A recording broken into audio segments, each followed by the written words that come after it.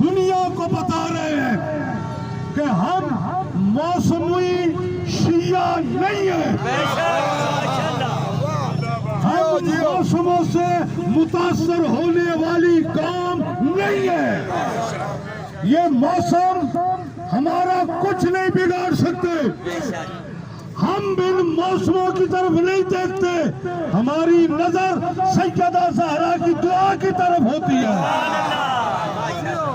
جب سیدہ کی دعا ہے تو پھر ان موسموں کی پرواہ ہی نہیں۔ اس چلچلاتی دھوپ میں کھڑے ہو کر ہم اعلان کر رہے ہیں یہ دھوپ ہمارا کچھ نہیں بگاڑ سکتی، اس لیے کہ ہماری نظر میں بطول کی وہ قبر ہے جو دھوپ میں تپ رہی ہے۔ آپ کی توجہات ہیں، آواز آپ تک پہنچے گی انشاءاللہ۔ ہم سب یہاں پر نہ کسی تنظیم کے لیے نکلے ہیں، نہ کسی فرد کے لیے نکلے ہیں، ہمارا نکلنا اجر رسالت ہے سیدہ زہرا کی مظلومیت کے لیے۔ اور یہ بات طے ہے، یہ احتجاج جب تک ہمارے سانسوں میں سانس ہے تب تک یہ احتجاج ہوتے رہیں گے، جب تک کہ وارث خون حسین ظہور نہ کرے، جب تک جنت البقیع تعمیر نہیں ہو جاتا یہ احتجاج جاری رہیں گے۔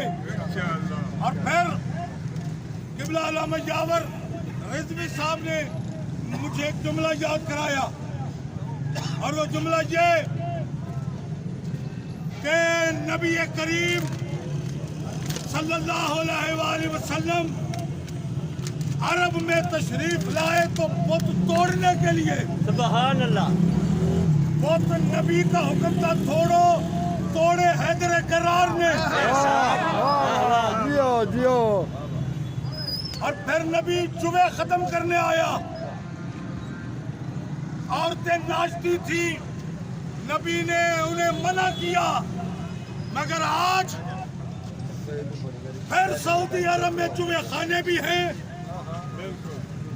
مندروں کے انبار لگا دیے گئے، ڈانس کلب بنا دیے گئے۔ جملہ میری پوری توجہ سے سننا، یہ انہوں نے ڈانس کلب کیوں بنائے؟ کیونکہ یہ انہی جھنڈے دار عورتوں کی اولادیں ہیں۔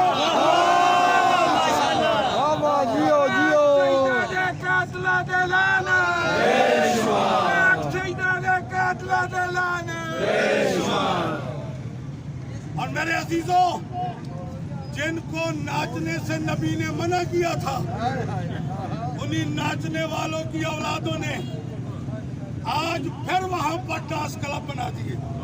میرا سوال یہ ہے، نبی نے بت توڑے، ڈانس کلب ختم کیے، شراب خانے ختم کیے، نبی نے جمعے خانے ختم کیے، تم نے پھر آج سب کچھ دوبارہ بنا کر یہ ثابت کیا کہ تم نہ کل مسلمان تھے نہ آج مسلمان ہو، تم کل بھی ابو جہل کی اولاد تھے۔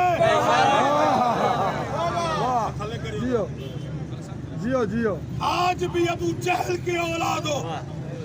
اور جیسے یاور شاہ صاحب نے کہا کہ یہ درود اور لعنت بڑی سیانی ہے، انہیں پتا ہوتا ہے درود والے کون ہیں، لعنت والے کون ہیں، نام لینے کی ضرورت نہیں ہوتی، درود اس کے مستحق تک پہنچتا ہے اور لعنت بھی وہاں پہنچتی ہے جہاں پہنچنے کا حق ہے۔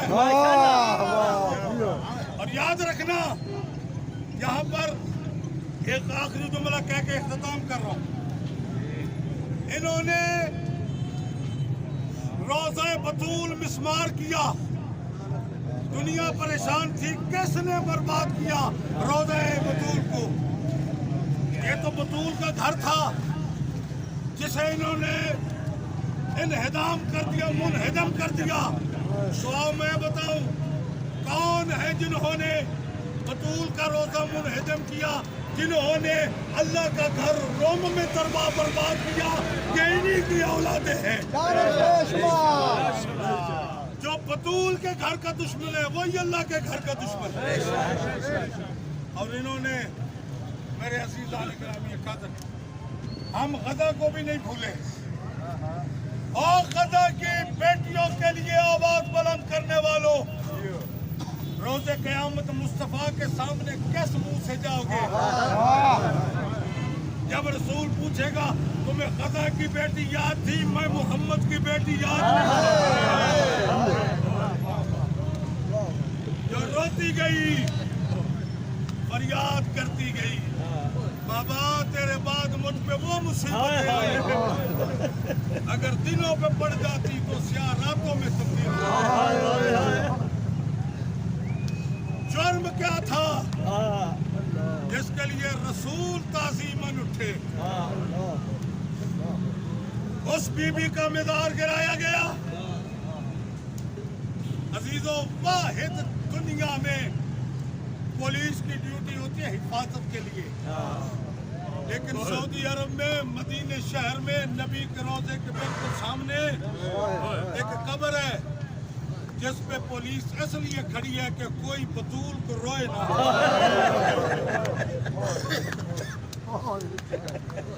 جو بطول کو روئے اسے کوڑے مارے جاتے ہیں. پھر آخری جملہ یہ ہے، میں درمیان میں کھڑا تھا، ادھر رسول کا روزہ تھا، ادھر بطول عذرا کی قبر تھی، ادھر ہزاروں کمکمے، ادھر اندھیرا. دن میں سایہ کرنے والا کوئی نہیں، رات کو چراغا کرنے والا کوئی نہیں. علامہ کرامت عباس حیدری نے کچھ سال پہلے مجھے ایک شعر لکھ کے دیا تھا، وہ عین و سوچ مجھے ذہن میں آیا، اسی پہ اختتام ہے. میں نے کیا کہا؟ نبی کی قبر کو دیکھا، بطول کی قبر نہیں، چند پتھر پڑے ہوئے تھے. ایک جملہ میں نے کہا، نبی کو دیکھا، یا رسول اللہ غلاموں پہ چڑھ رہی ہے پھولوں کی چادر. آج جتنا بندہ مرتا ہے اس کی قبر پہ پھولوں کی چادریں چڑھاتے ہیں. مصطفیٰ کا غلام، غلاموں پہ چڑھ رہی ہے پھولوں کی چادریں، ویران تیرے شہر میں ہے روزہ بطول. اللہ